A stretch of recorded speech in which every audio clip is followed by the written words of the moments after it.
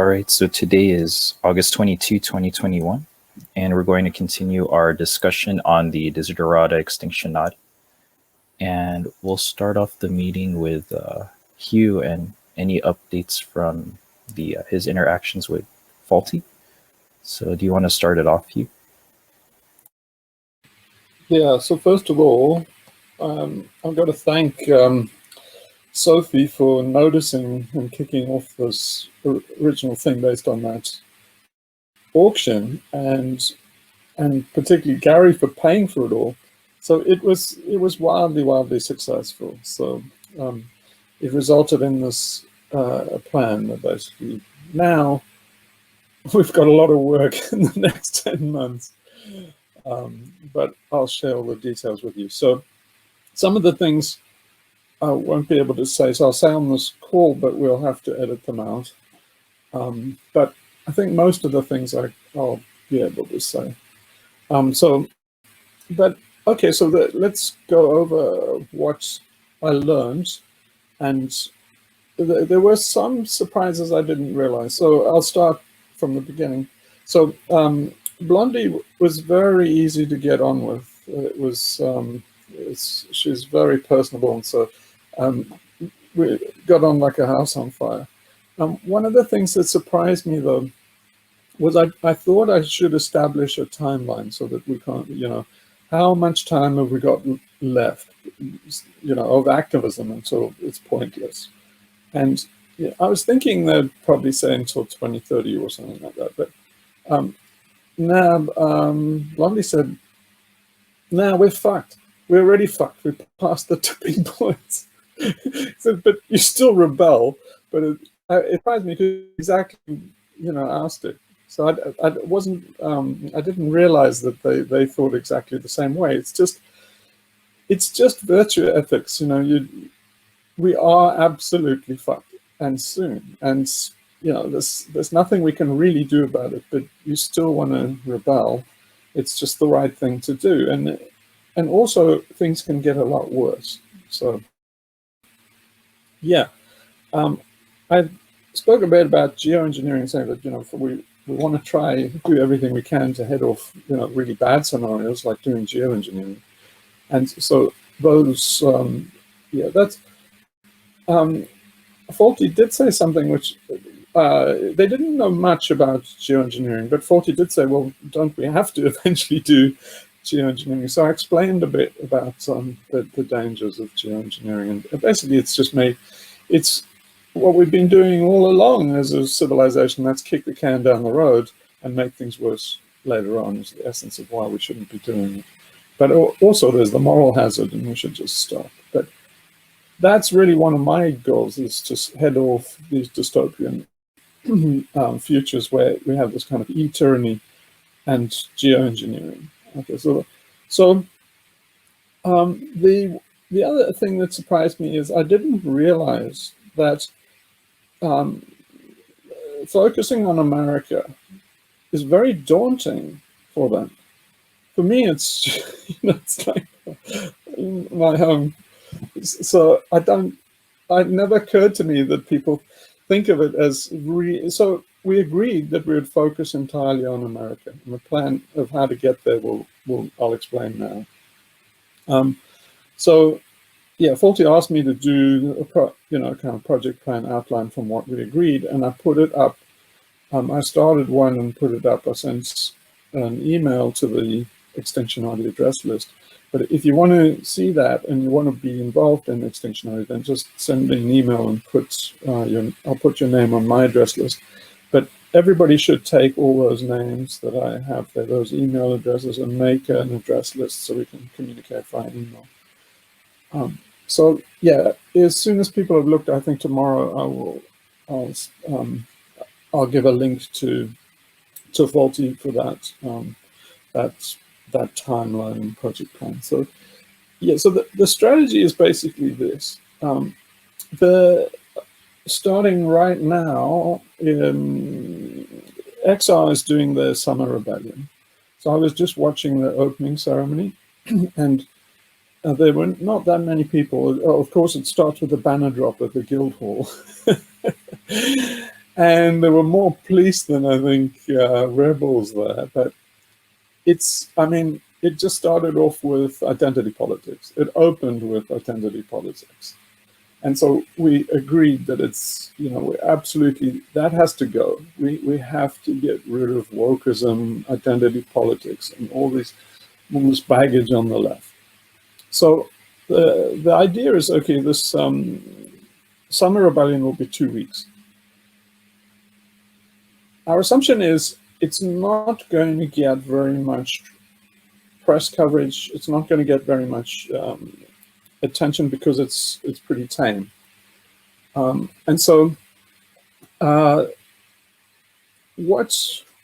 we will do, I mean, this group, the Extinctionati, will start to do a little propaganda campaign based on that summer, disparage it and diss it. But I think just to make sure that they stay honest, because if it is kind of lackluster, what they tend to do is pretend it isn't and say, this shows what you can do and we're making the change, and they get all this bullshit. And we must sit on that and quash that and say, have a little campaign to say, like, guys, you did fuck all. There was nothing, just don't let them get away with bullshitting themselves. Keep them honest. And so we should do that. And then the next thing they're going to do is COP26. And so we should call for boycotting COP26 and do kind of, psyops to do, boycott COP26. They're going to go to COP26 and make a big fuss. And I think basically they're going to, it's not good from my point of view, because I think they, kind of endorsing the government, reinforcing these guys as authorities. And so Faulty and Blondie, and I think, it's much better to boycott it. Oops, hang on, I'm going to have to get some water, hang on.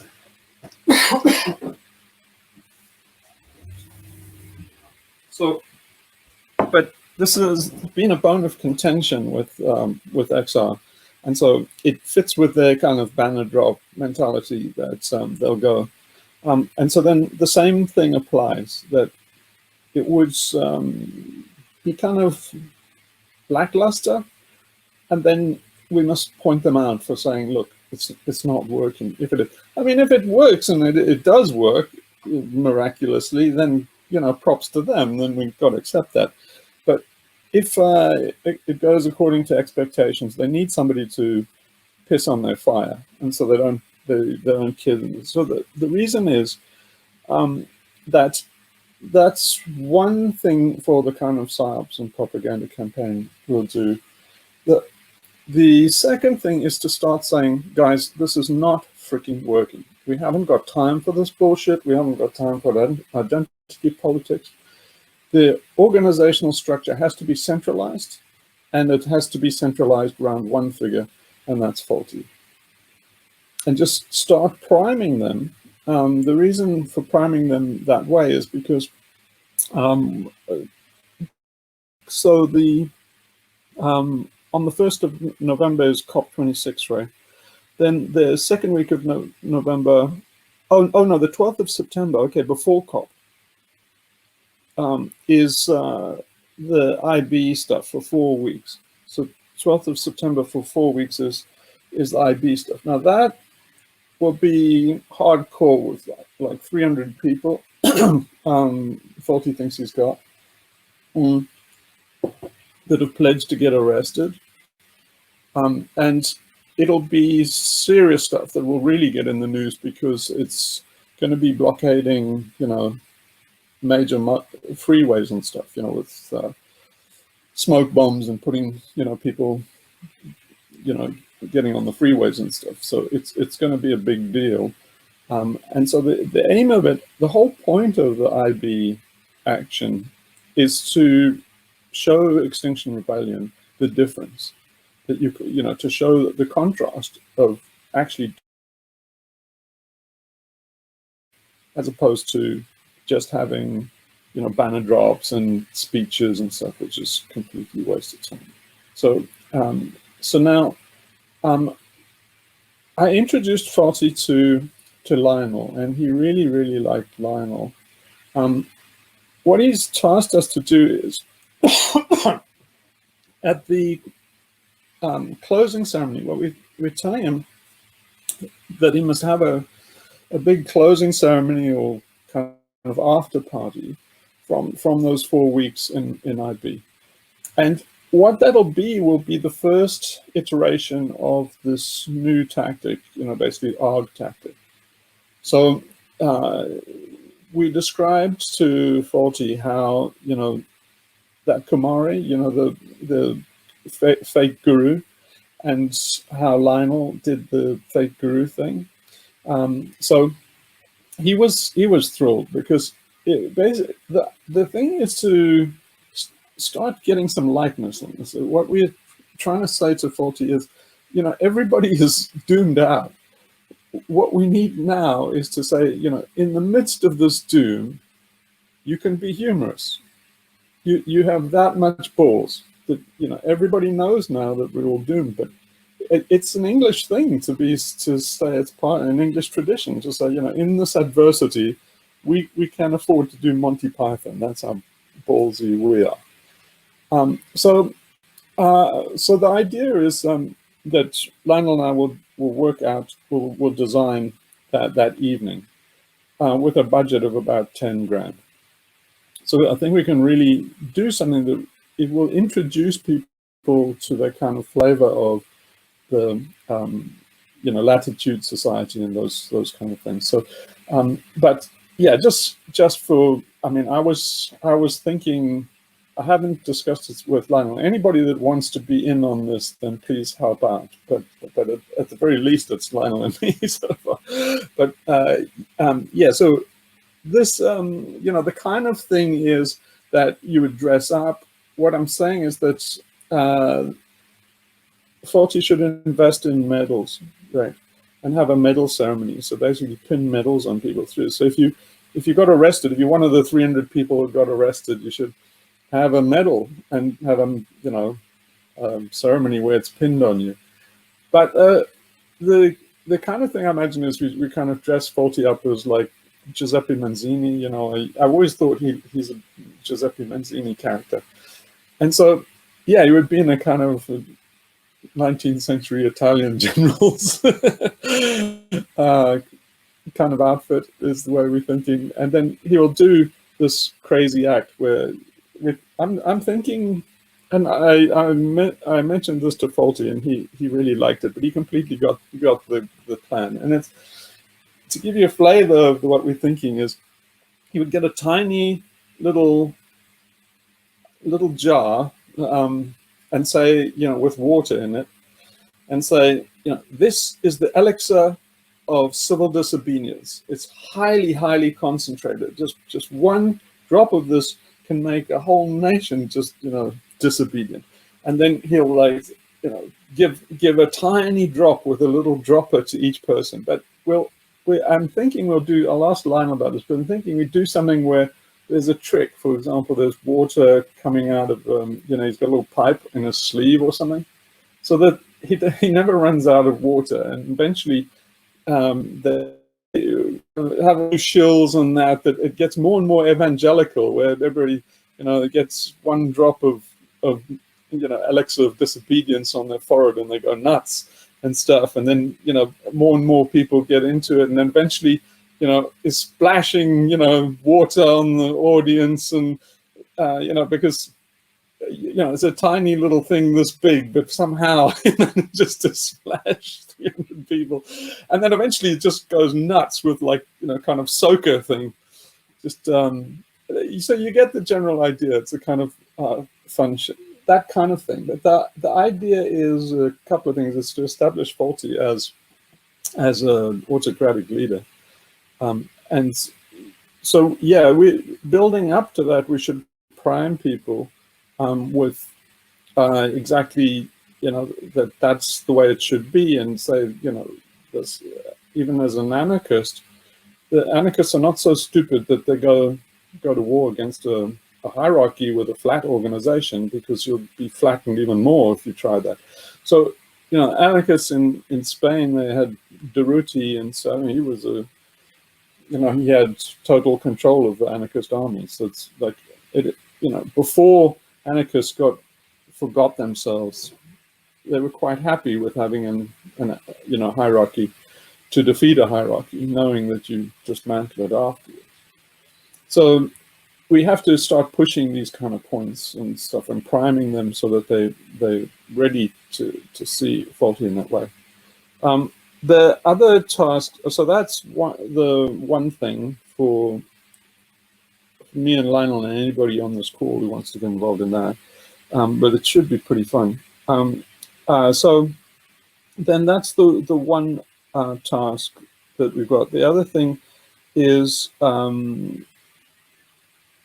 yeah, so after COP26, so the idea is, okay, so let's go back to the timeline.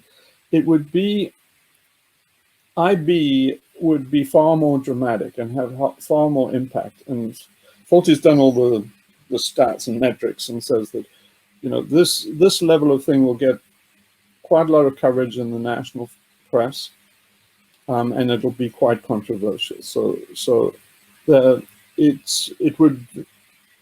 it's liable to be a big success.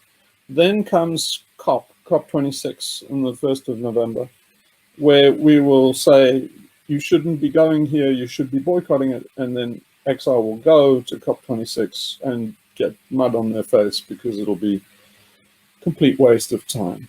And so then after COP26, then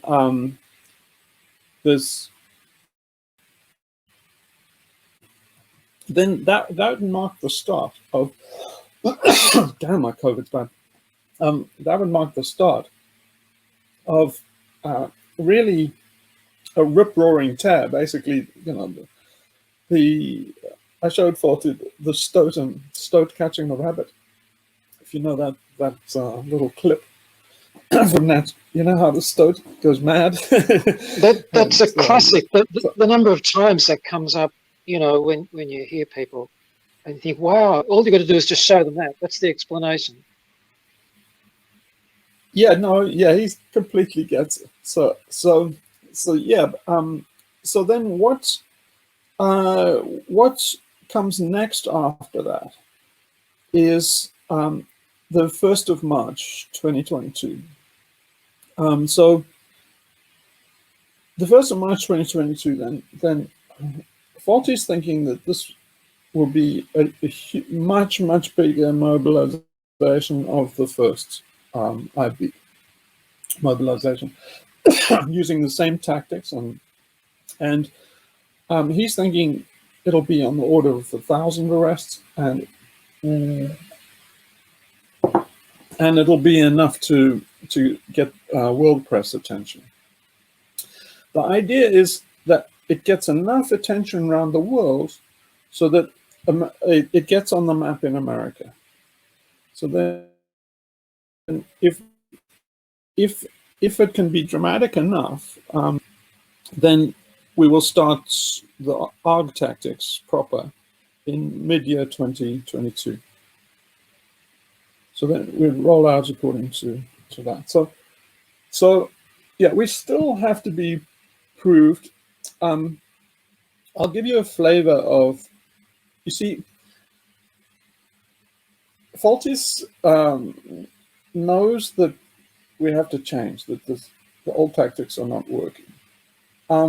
But I realized that he's got, you know, 30 years invested in all these kind of tactics. It's a big deal to actually let go. And so, yeah, and in all these things, it's kind of, it's just, you know, it's just inertia because of kind of nostalgia for it's a big deal to just turn your back on all these tactics that have been used and have proved ineffective now, and just say that they're obsolete and you're doing something else. So yeah, so he's not, so he said, I'll give you a flavor of where things are. So he said at one stage, look, we got old left-wing traditional tactics, so over here, and then we've got like Hugh's new tactics over here. And he says, I want something in the middle, like, in this middle ground. And so I thought, yeah, you don't want to do that. You want to be, that's lukewarm. You want to be hot or cold. You don't want to be lukewarm. But I spoke to Lionel about it. And he and I thought, Lionel said, okay, well, let's think up a way that we could make it, like 41, so kind of hybrid. So then, okay, so I openly told Faulty that the IB thing is close to nuts, because it's like that post that I did. It's not good for the environment. And I said that you'd be far better off just getting straw bale and putting straw bales up in people's loft in Britain. You don't want to get the government to put 5 billion of stimulus money into the machine. It'll turn into 20, that 5 million will change hands about 4 times before the money comes out.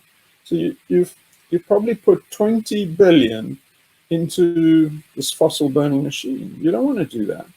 So I thought, he said, well, it's not at all for the carbon thing or the footprint. It's just a gambit because it's palatable to the government. So he's hoping the government will say yes. And I think they're liable to, because they're looking for excuses to boost the GDP. But, from an environmental point of view, I showed in back of the envelope calculations, if you slowed down Britain's GDP by 0.06%, you would achieve a bigger carbon reduction than you would from this if they did another 5 billion grant. So I used all the figures that they had from the Green Homes grant. So, and all the results they had, and I can tell you it's an environmental disaster. So what I thought was, look, it's way better to just go put straw up in your loft and have the people pay for it, because then it takes money out of the circulation. It's not spent on, carbon and holidays abroad and payroll and all this kind of stuff. It's all this dirty carbon economy. Take some money out of it and people to put straw. So now my thinking was that it's probable that, knowing Britain, you can't put straw up in your loft because they'd have 1 million regulations against it. But I thought that what they should, instead of saying, insulate Britain, do a big grant, from the government, is they should really say to the government, they should, change the regulations so people can put straw up in the loft. But I thought I'd better go and see what the regulations are. And I was a bit amazed that so many people have been doing straw bale construction for so long that you can actually do it. So I was thinking, what? What? This is even worse than I thought. So I thought, the U value and stuff, the insulation value, it's called R value in America, but it's basically the regulations are it must have this amount of thermal insulation. Turns out that straw bale has about 3 times, commercial glass wool. So and then you immediately think, oh, well, if there's a fire risk. Well, it turns out it's not a fire risk. And even if you're worried about the fire risk, you could put flame retardant on it. And, glass wool actually burns. So it's like, it's not very fireproof material. So the whole ask, the whole demand is crackpot. So I said that, but then Forty said, well, it's nothing to do with it. He says, I don't really care about the carbon. I'm just trying to get a win. So I thought about this with Lionel and said, okay, using this example, using that IB example, can we get something which is midway between an ARG and traditional tactics like Gandhi and all that? And we came up with a freaking doozy. I thought it was genius. But so I said to Faulty, look, we've got a middle ground compromise for you on this IB thing. And it's even better than So it's better than your wildest dreams. I said, you get to do a salt march. You get to do Gandhi salt march. What you do is you start a thing called a Green Man March. The Green Man is an iconic figure in English folklore. So it leans on all the heritage of the Green Man. And part of the Green Man thing, when they put up thatch roofs, they put a doll in the thatch and the Green Man. So there's endless amounts of archetypal traditional footage to raid. And then I'm saying you just get a bunch of people and you go on a salt march, just putting straw in little old ladies' lofts. You just go around having a march like Gandhi, and say just doing it against the regulations. It's exactly like the salt march, because Gandhi did the salt march because it was a stupid regulation. It's so easy to make salt, and it was so stupid to ban it. So he targeted that because it was a ridiculous law. Well, it's kind of the same. We were thinking it's kind of the same. It's kind of ridiculous to have red tape. So we said it's a faulty. You've got to think of terms of making demands for the government to liberate, be more liberal. So you say, the demand is the government must loosen up. The government must give us more freedoms. We need the freedom for people to just go and put straw in their own loft and insulate their loft, because basically, construction and stuff is a nightmare for carbon. And then you go on a long march where you just, or 4 weeks or whatever, you go house to house and try and get big crowds like Gandhi. We thought it was a dynamite idea, but Forty shot it down because he said, look, I've been doing this for years. If I do that, I'll get 20 people. That's all you'll get to do that. And so I didn't want to say it, but I said, but Gandhi's salt march started off with 20 people. It was just that it was, took so long and became such a thing that, the fact that it went on and got bigger and bigger and bigger was its own, thing. So anyway, it kind of gives you a flavor of how entrenched he is in terms of things like traditional tactics, like getting arrested. So we just have to wear the thing that it's all about getting arrested. So we just have to compromise on that point. And so, yeah, so then, this getting arrested thing is not going to work in America, I'll tell you that now. So it has to end. And so then, okay, one more disturbing thing. Then, I said, look, you're probably the IB thing in November is probably going to be September is probably going to be a success. But that's the end of the road, because then comes the police crimes bill. And effectively, you've just proven a tactic that's obsolete. He said, well, I don't rate the police crimes bill. He says, I'm not worried about it.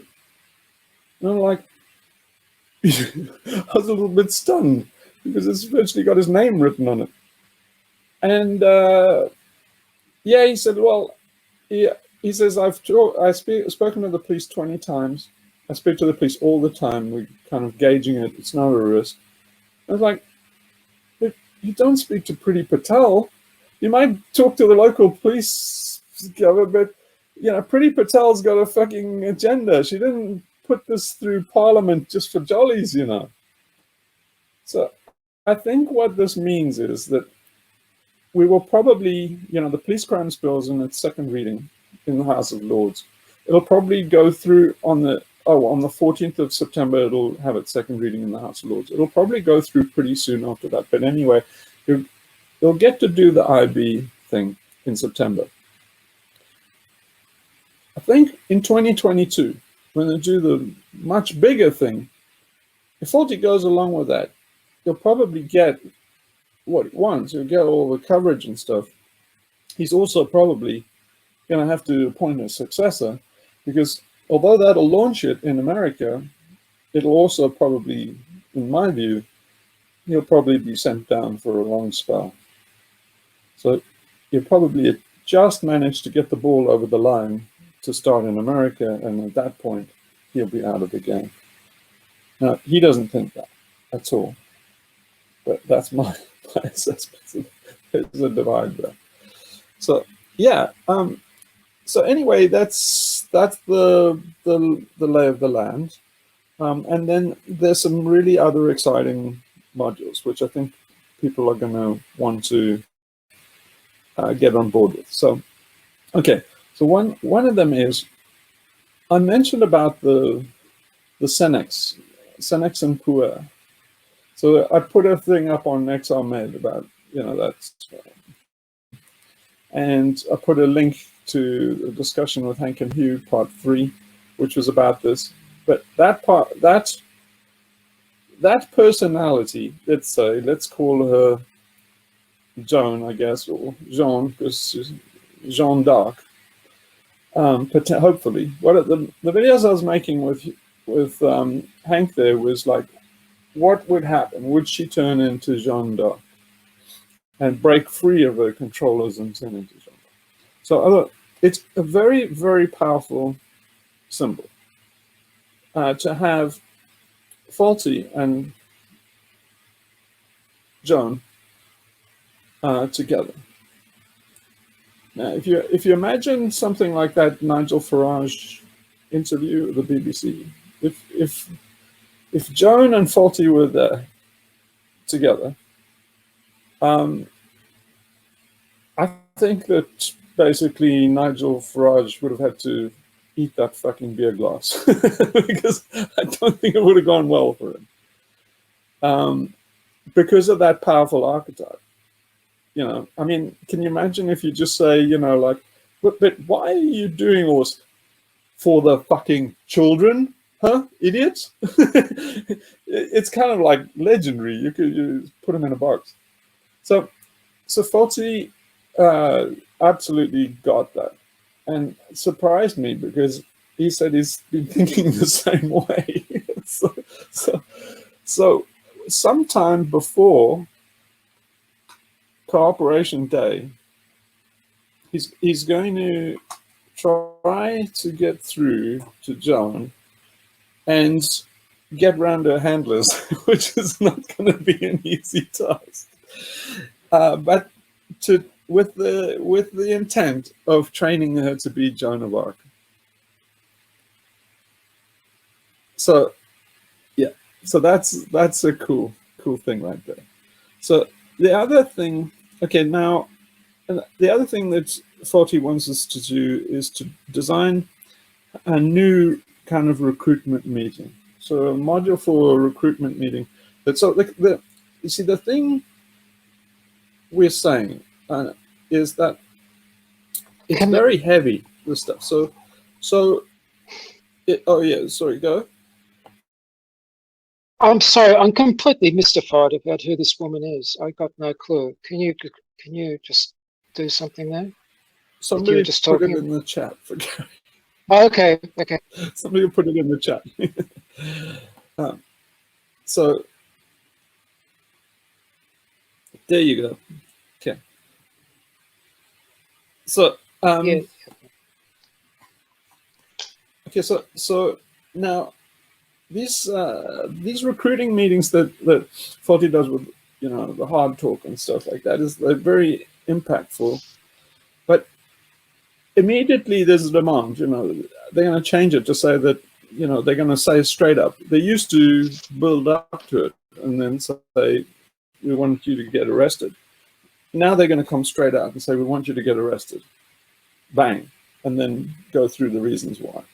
But it's very heavy going, and I think I told Faulty that I think he's going to get a reputation. So if everybody knows that all of these meetings turn into, you sign a petition to get arrested, or you sign a pledge that you will personally get arrested, I think then, you're muting? That's like, Gary, are you? Sorry. Oh, do you mind muting? Oh, yeah. Oh no, I thought somebody. Yeah, I thought you were on. You weren't on mute. Yeah, Okay. sorry. I forgot. Yeah.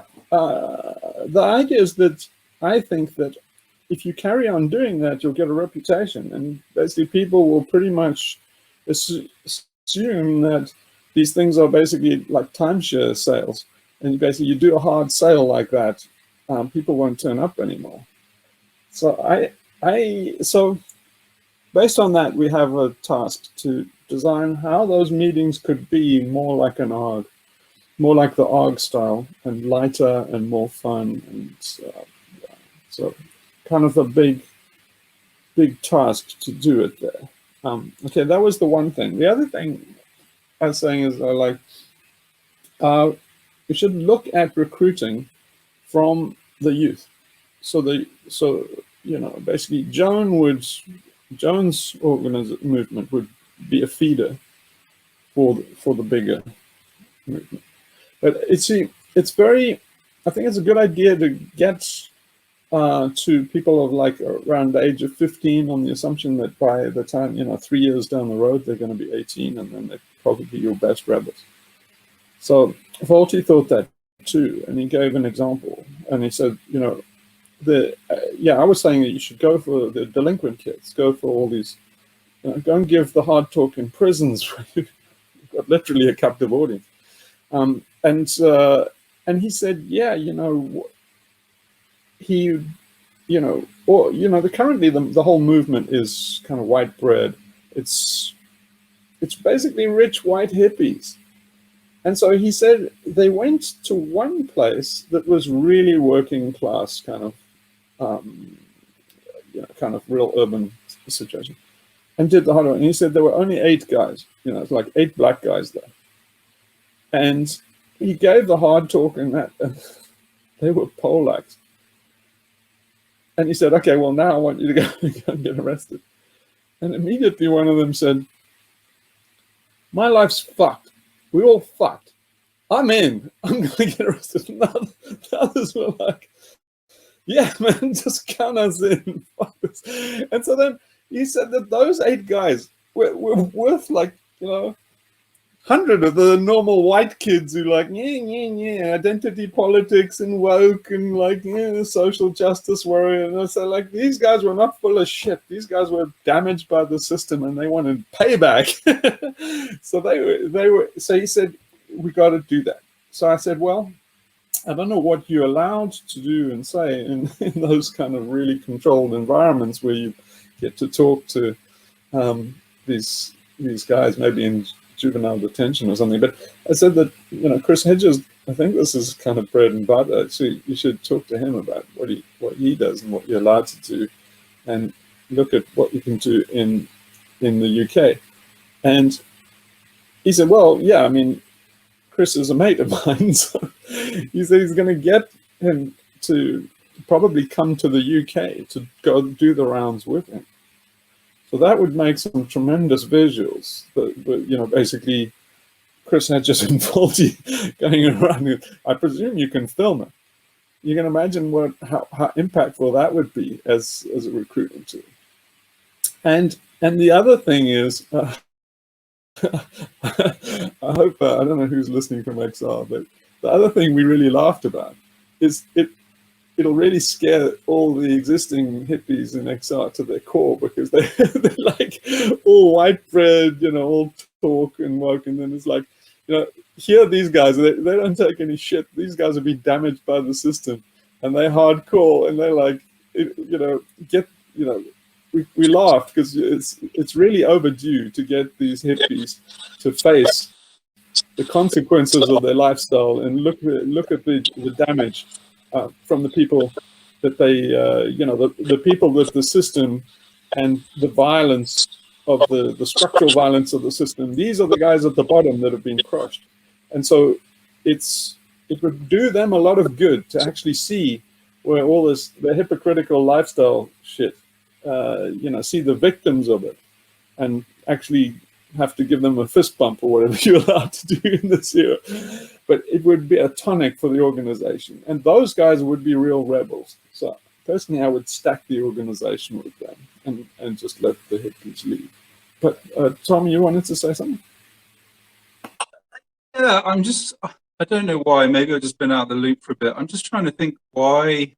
I thought that he was, Faulty was kind of disassociating himself from XR anymore. I mean, what's the point of continuing relations with them? Is it just because his inner circle are still very much connected with XR? I don't know. I mean, I understand the part about, yeah, you know, letting them get egg on their faces to prove a point, to hopefully to split it and hopefully get them to come to Faulty's side. But yeah, I don't know. I mean, why are we? Yeah, I mean, you just made the point. There's probably a lot more powerful recruits in other places in society than bourgeois leftist fucking hippies. I mean, fed up with them. I mean, yeah. What are they? Yeah, so they're all just. I really don't like the idea of starting over. So one of the things. What did you say? It was somebody you said? Oh, so no, I really don't like. So some of the things are, I think the whole organization is really in the eyes of the world, and the only thing that matters is, I think that it's basically that symbol, number one, that name, and Faulty. The rest is just fucking superfluous. It's just replaceable. So it's kind of like McDonald's or the Olympics or something. It's like if you saw that movie about McDonald's, that guy said in the movie, it's like, it's the name. He went to so much trouble because he knew that that name was it.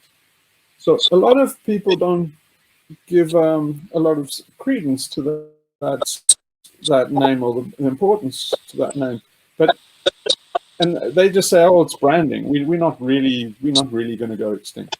But that's okay. That symbol is hugely important. That symbol is okay. It's from the street artist called ESP. But so Tommy, I think you're muting. No, I'm not. Sorry. Yeah. I remember we talked about that symbol. Yeah, it's hugely powerful. Yeah. Carry on. Oh yeah. So anyway, the symbol is actually the solar wheel, and it's actually a symbol of death, and it's also got connotations of the yantra and things like that. But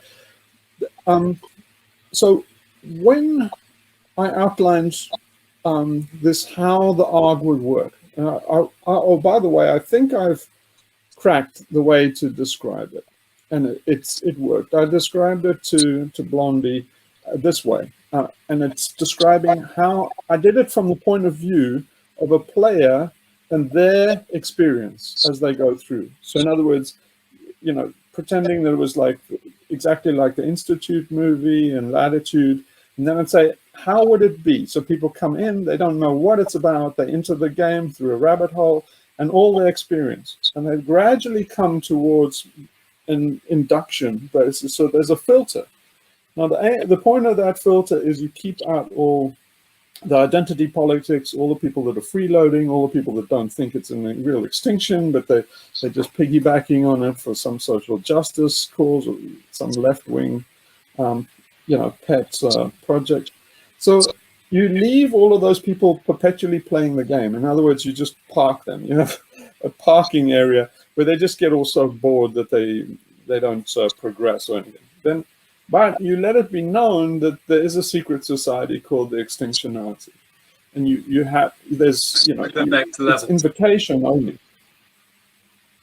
That's like the next level. Yeah. So all the frivolous crap you're talking about, that's kind of like almost like a cover. It's just that's the base level, and so the entry. Yeah.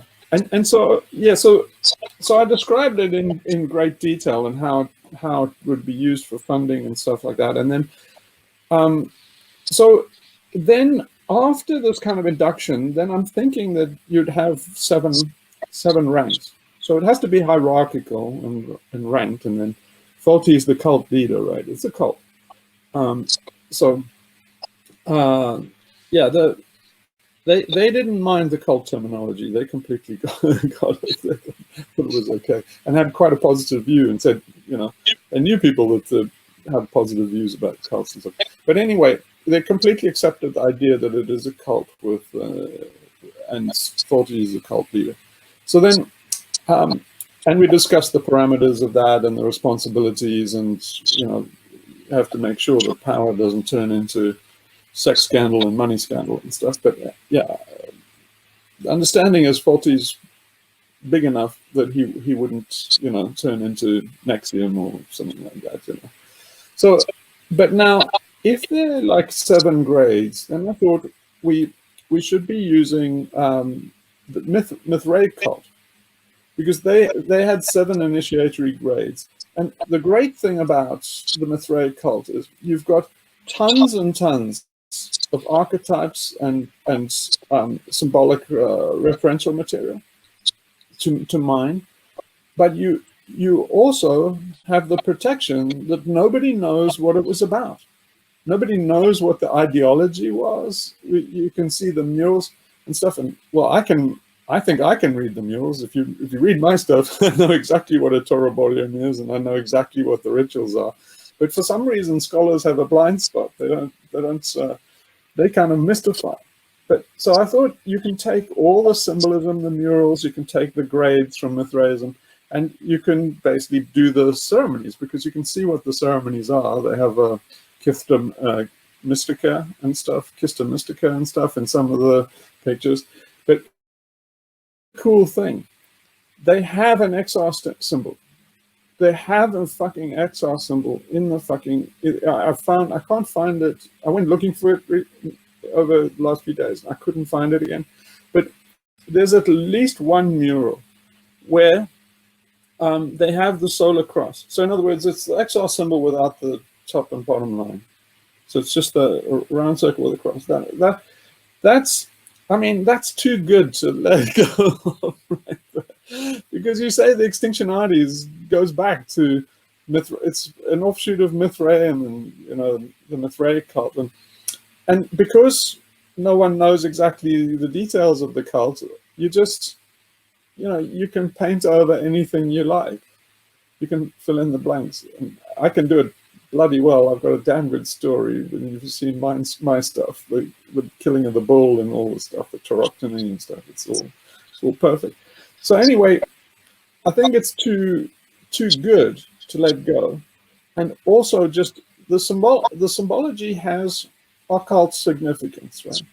So that symbol, and the solar disk, it actually represents the wheel. It goes back to the Aryans. The Aryans invented it. And the Sumerians, it's the Sumerian Teth. And so it represented death. It became Omega in Greece, and that also represents death. So it's like that ESP guy, I think he stumbled on it, but it's deep in our psyche. It's way too good to let go of. And so then that symbol, that solar disk, is actually the dark sun disk as well. You know, it's like a little dot in the middle of a wheel, and then all these sig runes around it. So guess what? It took 2 parts. One of them became the swastika. So that's that dark sun solar disk. It is one of the origins of the swastika. So in essence, that symbol is the left-wing swastika. Yeah. So it's that powerful that it's kind of if you imagine the Nazis without the red, white, and black and the swastika, it's like, what would you have? Nothing. So it's very, very powerful thing. It's I mean, personally, it's so powerful that if we can't use it, I would say we shouldn't bother. We shouldn't bother with the project. We should just move on. Hugh, but personally, I would do everything for that symbol. Yeah. I was just going to mention. Yeah, I was just going to mention. In one of Alamotz's talks, he mentioned a book of symbols which had been published, early 1900s, something like that. and how it had fascinated him because he studied, Tom, can you just, sorry, Tom, do you mind muting? Let's go and echo. Yeah, there you go. Yeah. Anyway, go on, Gary. Sorry.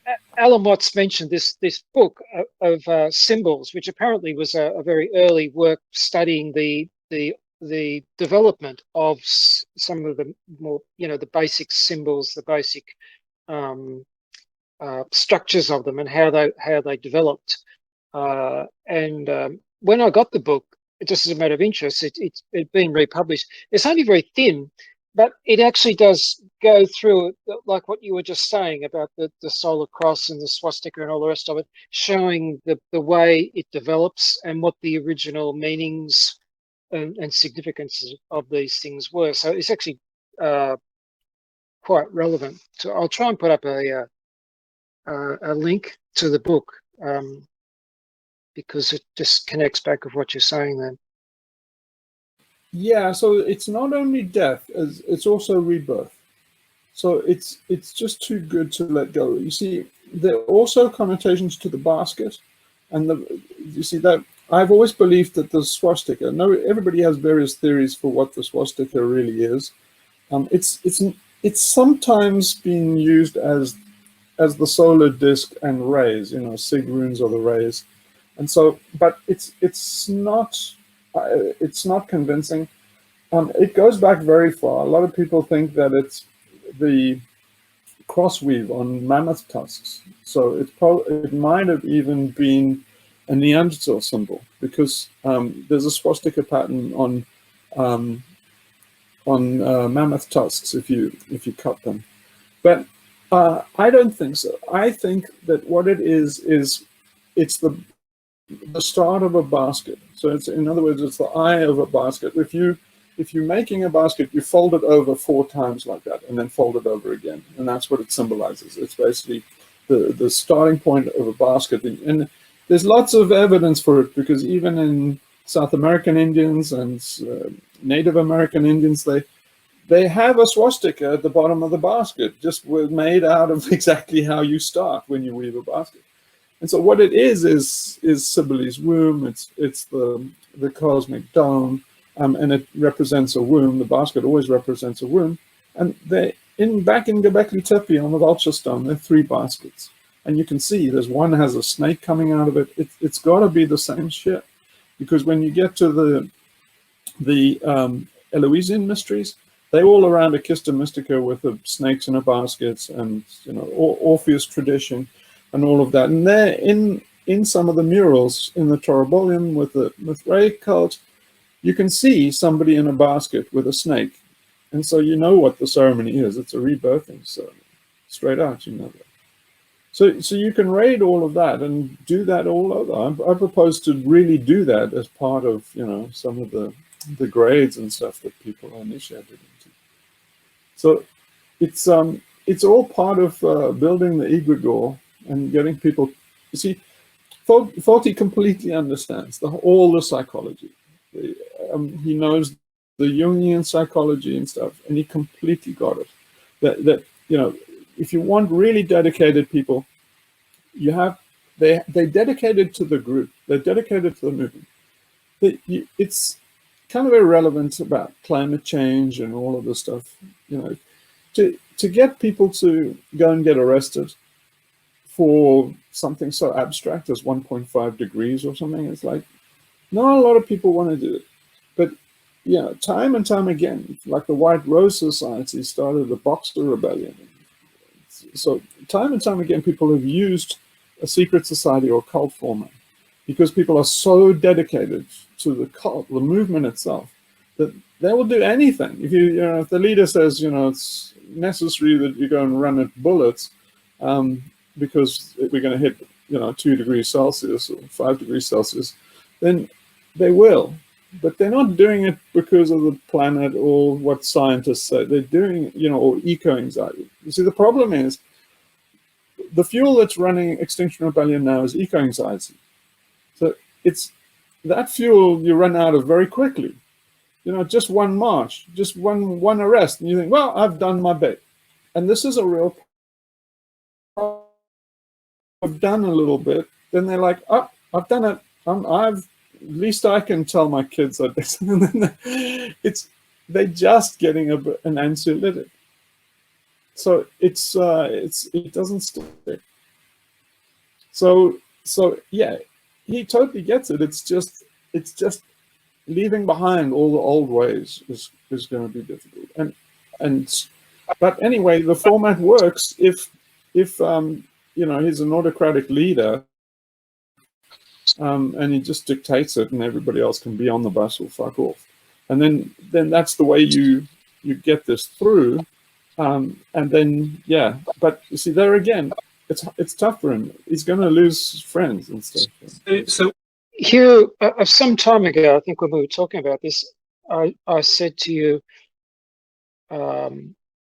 why wouldn't you just let, for instance, the section of XR members who will be alienated once this event occurs, but you use them to continue business as usual as a kind of a front.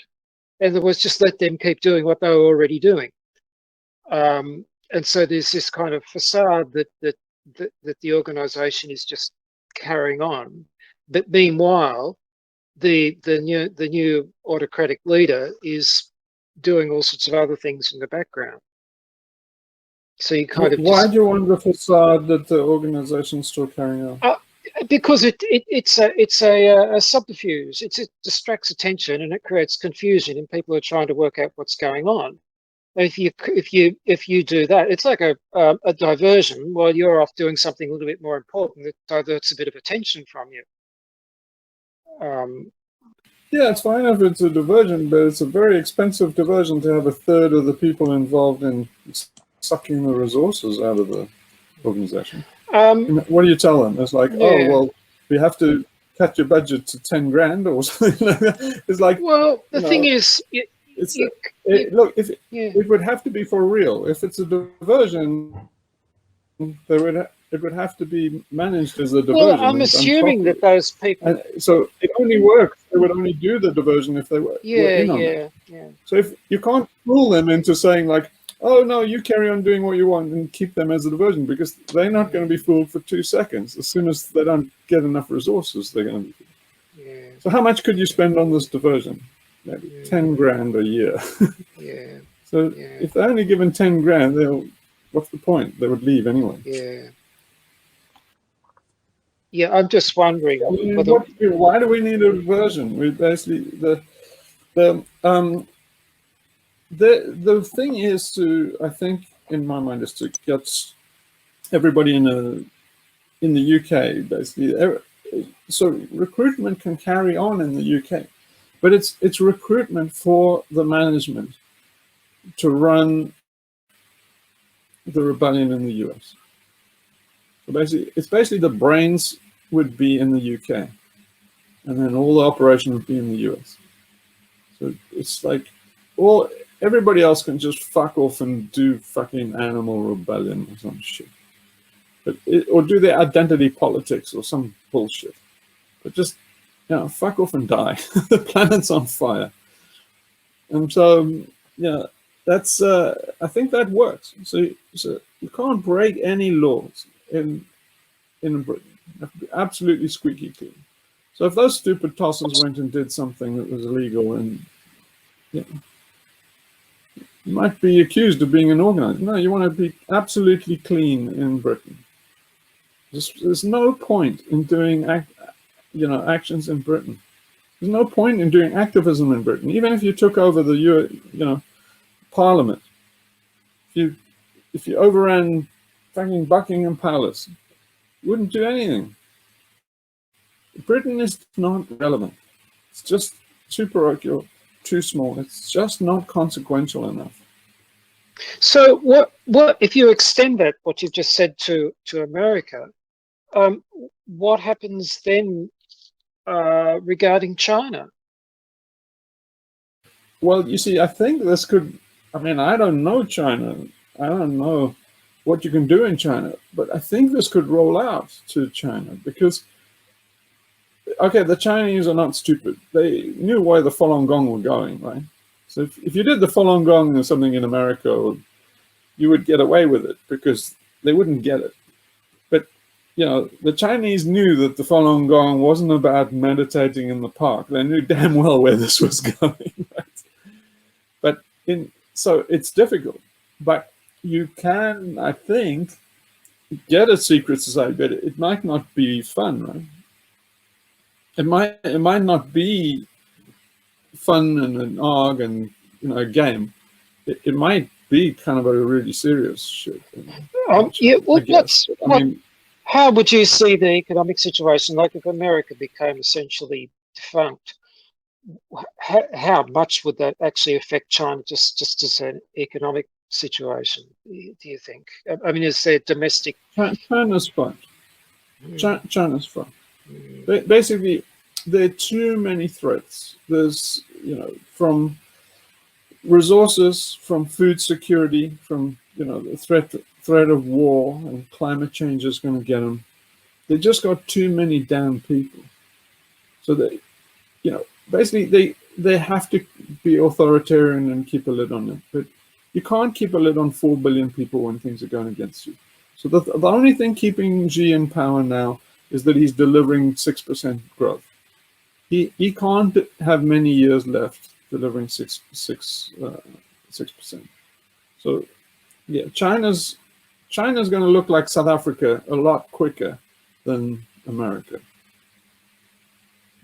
I have another question, if I may. At the start of the meeting, you mentioned geoengineering, and I was always curious to see what was the feedback you got from the people you met as that as a priority on a top list of dangers. What was their take? They completely understand the narrative of Team Human against the transhumanists. But Fawlty did say once, he just dropped in like, I don't know, maybe we're gonna need it at this rate. We might need geoengineering. And then I gave him a long lecture on the dangers of it. But you see, yeah, you can't say, you know, have this narrative. One of the things I completely sold him on was the idea that we're doing as a psyops. And I explained to Blondie and him didn't know how psyops worked or what a psyops was. And so I explained it to them and said, it's a mind war, it's a narrative war, where you get the enemy narrative and you dissolve it, and you get your own narrative and make it cohere more. So our narrative, it's very easy. This is the winning strategy, because, you know, if you make it Team Human and life against futurologists, transhumans, engineers, and death, we win. The majority of the people hates this shit. Although all the transhumanists have, you know, cornered the press, the majority of people hate it. They don't like this shit. And so we get we win the mindset if we just have argument. If you then allow, but we might need to allow a bit of geoengineering, you've undermined your own narrative and your own credibility. So yeah, I mean, but anyway, I'm not too concerned about that, because in general, they inward looking. All of the left and activism on the left is very insular and inward looking. They don't, you see, my way of thinking is you can see in the bigger picture, there are all these opportunities coming up. For example, they're printing us into oblivion. We're about, you know, we're about to do the French Signat. The assignat in France turned into the French Revolution. So basically this money printing is gonna turn into a revolution. Now the problem is, while we doing our fucking head up our ass, you know, animal rebellion and shit, other more savvy types, like the Mormons and the Scientologists and loads of people from, you know, the right-wing stuff, from Steve Bannon and Trump and everybody, they know what's coming, and they all jockeying. The vultures are circling America. And so you got to take cognizance of these events that are coming up. It looks like we're going to war. All of these are revolutionary events, but they barely look at the news, you see. So they're not anticipating. You see, what you've got to do is anticipate an event in the world and then take that opportunity. So you've got to find out, wait for your opportunity, bang. What you see, the way professional activism now is done is you direct it. So you go and force the issue, you go and do the action, and you go do a blockade, and you're forcing the argument. Well, that's a crap way. It's not. Sun Tzu is completely against that. He says, says only a bad general seeks out a battle. But that's what you are. You're a bad general going bang, bang, bang, bang against the system, and you wonder why you get a bloody nose. It's because you're fucking useless as a strategist. So what you got to do is read the I Ching and say, okay, now is the moment of preparation. Now we have to prepare. And so, but saying everything is mixed, confused, so it says that means prepare. So then suddenly you can see what's going to happen. You can see that basically we're going to have hyperinflation. Then there are going to be people running on the streets. Then you need to prepare for that day.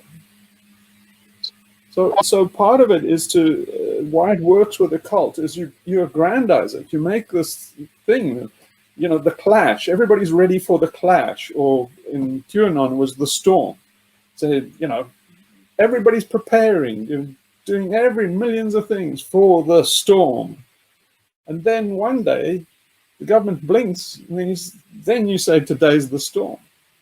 And then the whole machine swings into action. But you see, what you're just going like bang, bang, bang, bang. Oh, there's COVID. Okay, we have to stop. It's like COVID was a fucking genius opportunity. Everybody was at home. We could have done so much if we'd got started before COVID. It's basically it's an e-rebellion. You got to get out of the streets and stuff. It's just retarded. But anyway, this will come. I mean, we got to establish, slowly, we have to establish our credibility. We have to show that we can actually do shit. So we're proving ourselves now. And the first thing we need to prove is this, getting the after party for the IB thing. And then that'll, if we do it really well, people say, like, that was fucking awesome. We've never seen anything like that. Get them to say, like, I've been doing CND, I'm doing all of this shit. Say, what was that shit? That was, we need more of that. And then we'll establish our credibility and we can do that. But on that point, I think we must get to Meow Wolf and we must get to Jeff. And I think that the sale to Jeff is, look, Jeff, three things, this first, we would like you to restart the Latitude Society, or rather just continue with the Latitude Society with our help, and you use it to feed people into Extinction Rebellion. Is that if not that, that's our preferred thing. If not that, then just license the thing. Just give us the license to all the stuff that you've done, so we can use all those, all the intellectual property and stuff like that. And then, otherwise, maybe the third thing is, we just have you as a paid consultant. But that's low on the bar. But I mean, I think we should say we want to buy the rights to the stuff you've done. Our first thing is that you keep the rights and just carry on. You want your talents, and then you feed Extinction Rebellion. And then, if not that, buy the rights. Let us. The same with Meow Wolf.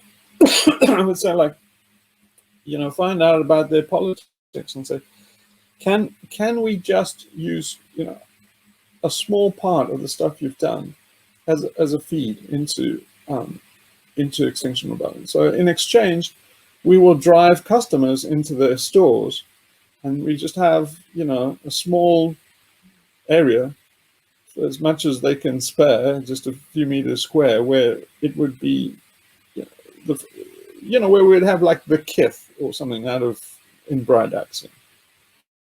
And then, so what what I'll do is I'll write up what I explained to Blondie about how it looks as a player going through all of this from soup to nuts, and then I think that'll be the way to communicate it, so we don't have to use words. In terms of what we call it, I'm starting to think we just call it psyops. So it's not quite a psyop, but it's close, and so we say it's sly. A psyop. I don't know. That's what I think. But anyway, we can't call it an ARG because everybody thinks it's a video game. We can't call it a psyop because it's not really. So yeah, we just have to have a neologism, and I thought maybe slide. But anyway, I think that's the way to describe it to people. So then you say, give them a document, and then they see what the user experience is, soup to nuts, through the game. And then they'll get it. Yeah, that is annoying how everyone always thinks it's a computer game. I tried to explain it to someone, and it was just someone completely green, like who had no idea about any of the stuff. I was just explaining about it. And she straight away said, but how are you going to create a video game when you're up against, I don't know, like EA games or something else? No, it's not a video game. Maybe it's alternative reality theatre. I don't know. It's like street theatre. I don't know what it is. It's theatre, I guess. But then where's the revolution in it? Then everybody thinks, oh, you're one of these idealistic artists who think they can change the world with their art. It's like, no, we're talking about it's an organizing principle. But yeah, we've had that so much. I think Eric McVeigh said that to us. I think, how many times did we say to him it's not a computer game? And afterwards, after we spoke to him, he came back and said, you should talk to these guys. Oh, who are these guys? They develop computer games. Oh, fuck off. Didn't we say about 1 million times it's not a fucking computer game? Interesting. Yeah, it's the same thing we got from Darren Allen in the email he sent us. It's very difficult. It's really try. Maybe we should have no name for it. No name game. The only interesting parallel with computer games, I would say, is did you see that thing I posted on XRMed about it was that guy, and he'd done an analysis of where the world is going, where the technocrats want the world to go, and it's that gamification.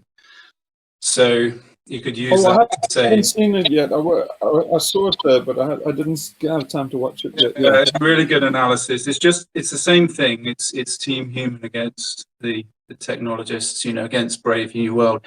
But he was analyzing some old computer games from the PlayStation 1 in the 90s. So Soul Reaver and another one.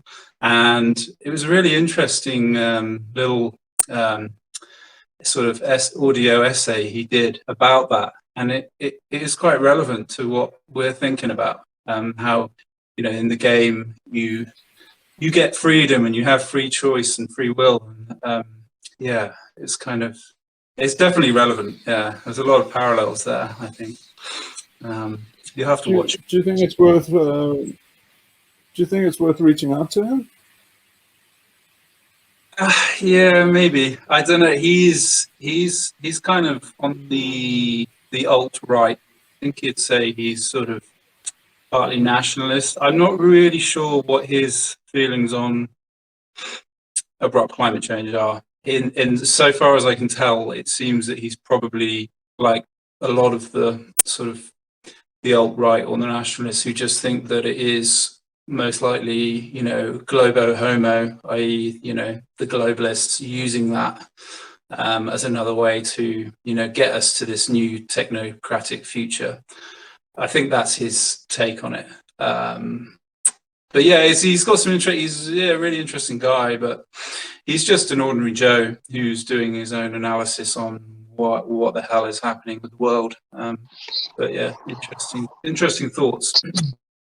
Tom, is that Morgoth's review you're talking about? Is it? Yeah, that's right. Yeah. Review? Yeah. Okay.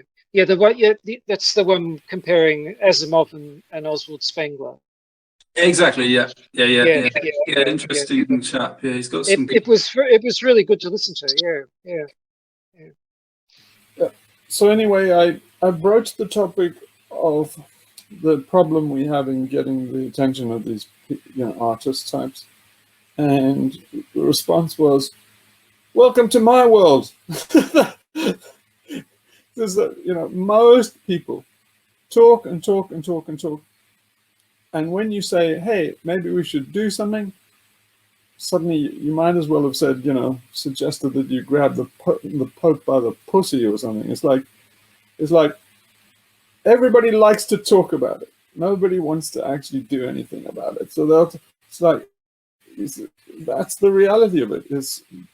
It's rare as anything that people will translate their talk to action. One thing I would say, another interesting thing is why I definitely agree with you. I think you've said in the past that we do need to kind of reach out more to the right, is because there's an awful lot of people on the right who are saying we cannot beat this new agenda. Just set aside the whole climate change, abrupt climate change.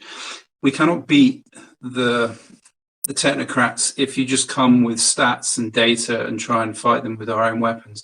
We have to get to a new, spiritual level and say, not religion, but, well, it could be for some people, but we need to just say, this is evil, and we need to cut through it like that. You need to be able to tell a story, a narrative. So, and a lot of them are talking like that, which again, I think has massive parallels with what we're trying to do, what you're trying to do here with this ARG to get change.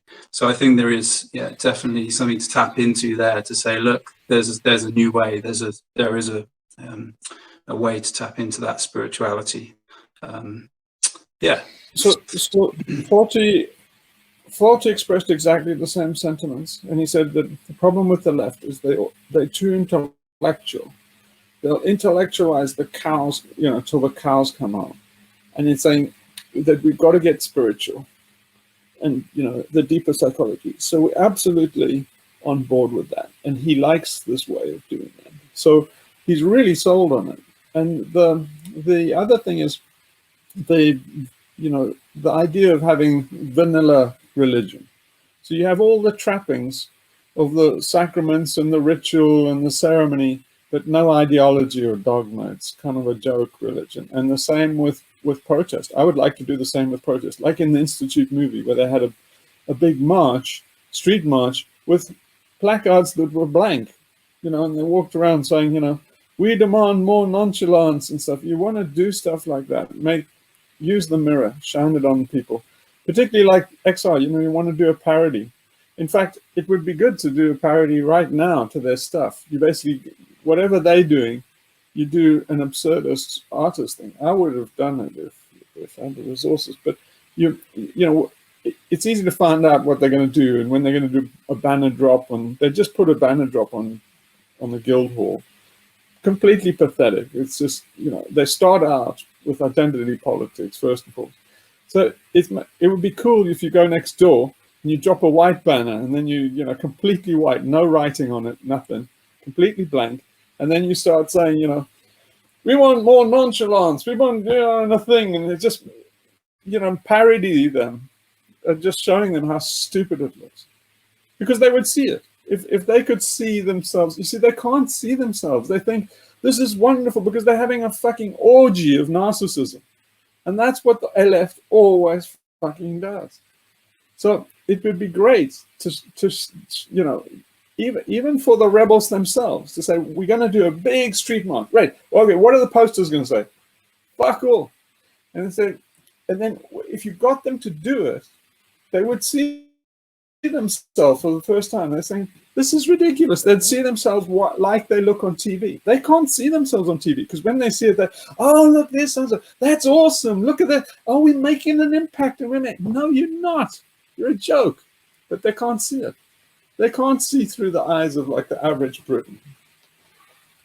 Yeah. So anyway, the average Brit hates XR learning. They're getting very unpopular. And at the end of this, at the end of the IB stuff, if everybody gets thrown in prison, really sent down for 10 years, 3/4 of the country will fucking rejoice. So they're missing badly in that. So anyway, so yeah, so Foley absolutely gets it and gets the program here. So yeah, he's just completely at sea of how to do it. So he's got to rely on us and people we can get involved, like Jeff and stuff like that. But he thought exactly the same as I did, and he said that, like, I talked about the money and getting seed capital and stuff, and he said, "Nah, it's as easy as falling off a log." He says he's getting calls from billionaires. He says the billionaires in California are crapping themselves. They're calling, say, like, they're just desperate to throw some money at the problem. So the thing is to have an idea, something new. Everybody knows nothing's working. There's a stalemate. Everybody's despondent. So you have to pick people out of their despondency. And then this plan will do it. So if we can articulate this plan and basically sell it to billionaires, he thinks the same as me, that the money will just be slammed at it. So it's just we have to get something so that people can see it. It's very, very hard to understand, but we can do it in action.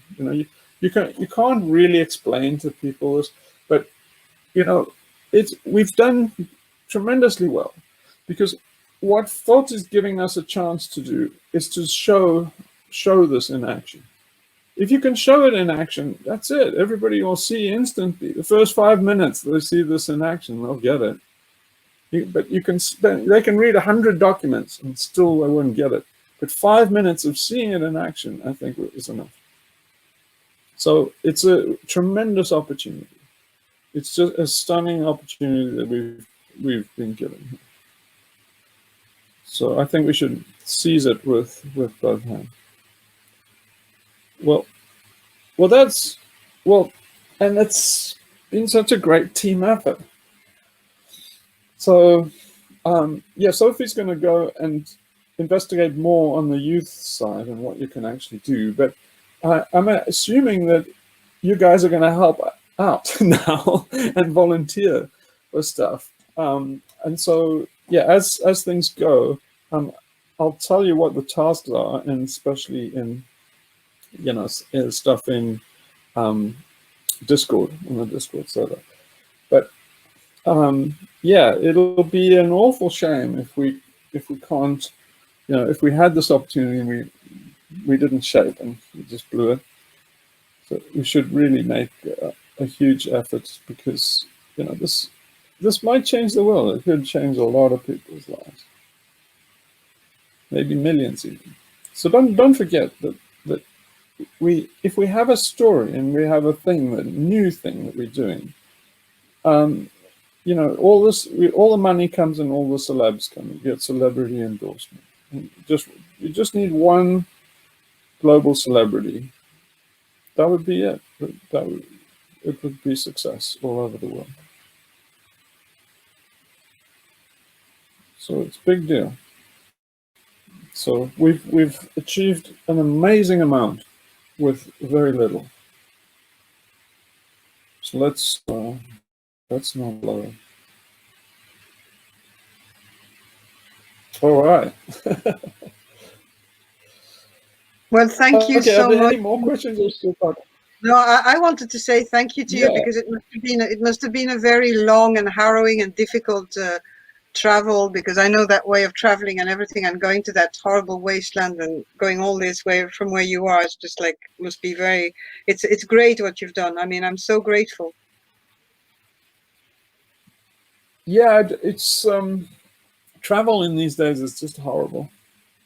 I mean, after 9/11 it sucked, but now it's just complete. I don't know why anybody's traveling. It is so fucked up, and people are saying, well, it's just 3 hours with a mask. Are you fucking kidding? This shit, I had to do 4 COVID tests, and they like cost 160 pounds and shit. It's like, everybody's taking the piss. Everyone's taking the piss. It's all a business opportunity.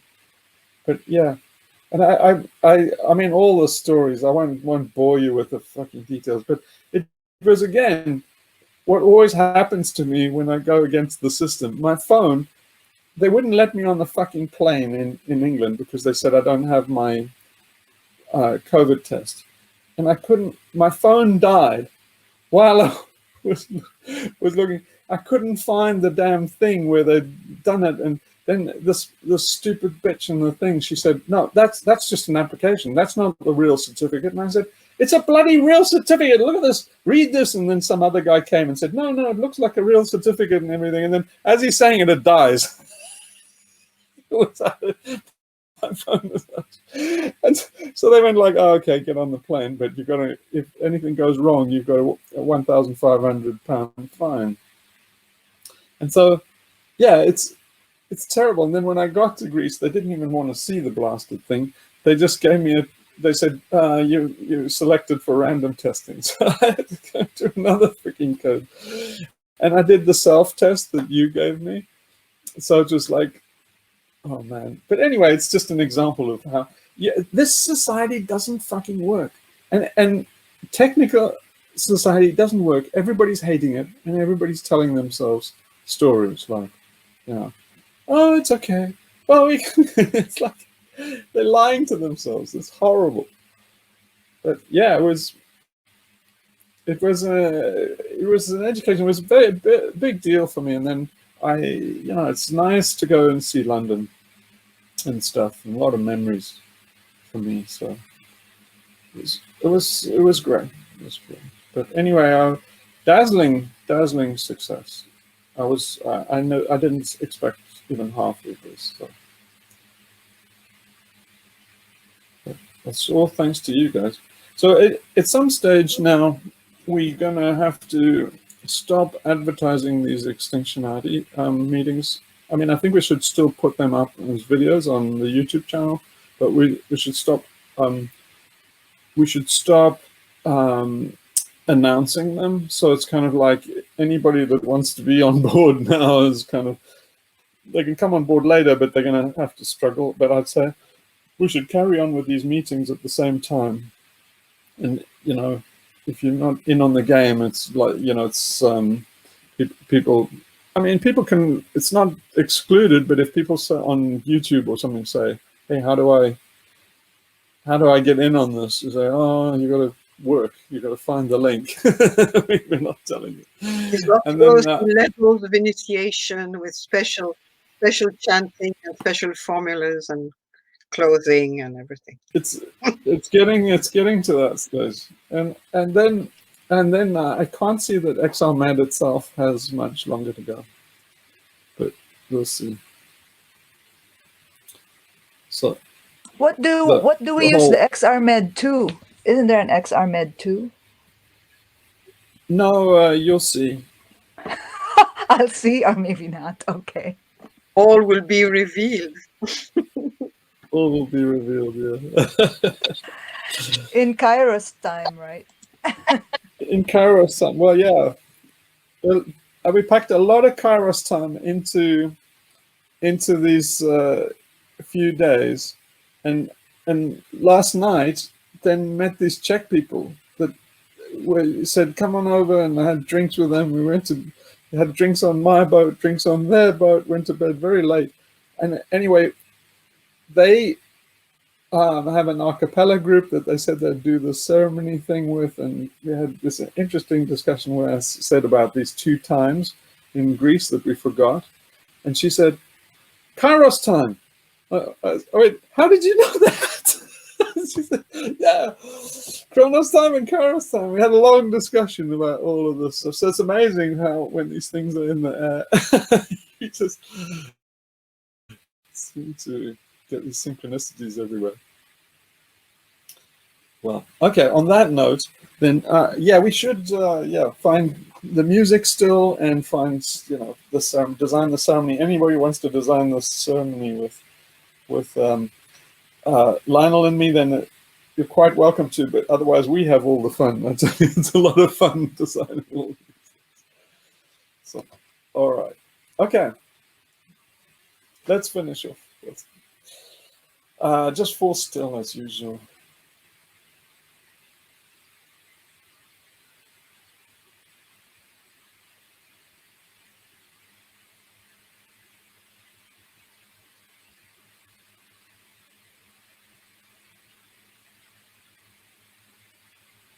Om Paramatmane Namah. Vicky.